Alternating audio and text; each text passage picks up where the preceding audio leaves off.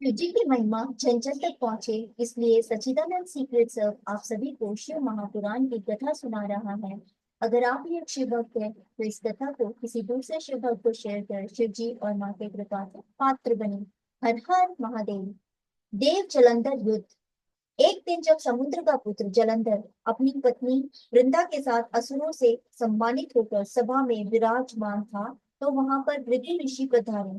जलंधर ने उन्हें साष्टांग प्रणाम कर पूछा, हे गुरुदेव, यह राहु का सिर किसने काटा है? भृगु जी ने बताया कि समुद्र मंथन करके देवताओं और दैत्यों ने जो अमृत निकाला था, उसे देवों की सब पंक्ति में छुपाकर राहु ने पी लिया था। तब देवराज इंद्र के हिताशी श्री हरि ने ही उसका सिर काट दिया। यह सुनकर जलंधर के नेत्र लाल हो गए। उसने अपने दूत मल को बुलाकर उसे इंद्र की सभा में संदेश देकर भेजा।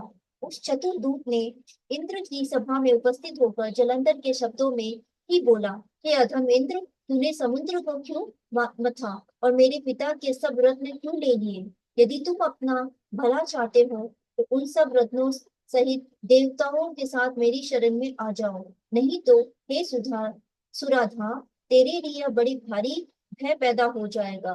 तेरा राज्य विध्वंस हो जाएगा। यह सुनकर इंद्र को बड़ा विस्मय हुआ और बोला, पहले मेरे डर से सागर ने सब पर्वतों और आपकी कुक्षी में क्यों स्थान प्रदान किया, और, और मेरे शत्रु दैत्यों की रक्षा क्यों की?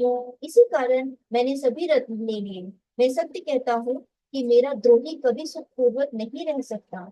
यह सुनकर दूत शीघ्र जलंधर के पास लौटा और सब समाचारों से अवगत कराया। दूत से समाचार पाकर दैत्यराज जलंधर क्रोध में भर गया और उसके होठ फड़फड़ाने लगे। सभी दिशाओं और पाताल से दैत्य आकर एकत्र होने लगे। सबने मिलकर इंद्र की पुरी पर आक्रमण कर दिया। नंदित वन में दैत्य सेना एकत्र हो गई। शंखों की ध्वनि और घोर गर्जना से इंद्रपुरी गरज उठी। देवताओं और असुरों में घोर युद्ध होने लगा।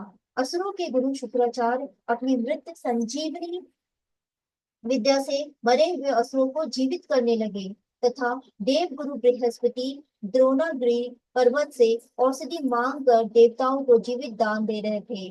मृत देवताओं को जीवित देखकर जलंधर ने क्रोधित होकर गुरु शुक्राचार्य से पूछा कि मेरे द्वारा मारे गए देवता कैसे जीवित हो रहे हैं, जबकि संजीवनी विद्या केवल आप ही जानते हैं।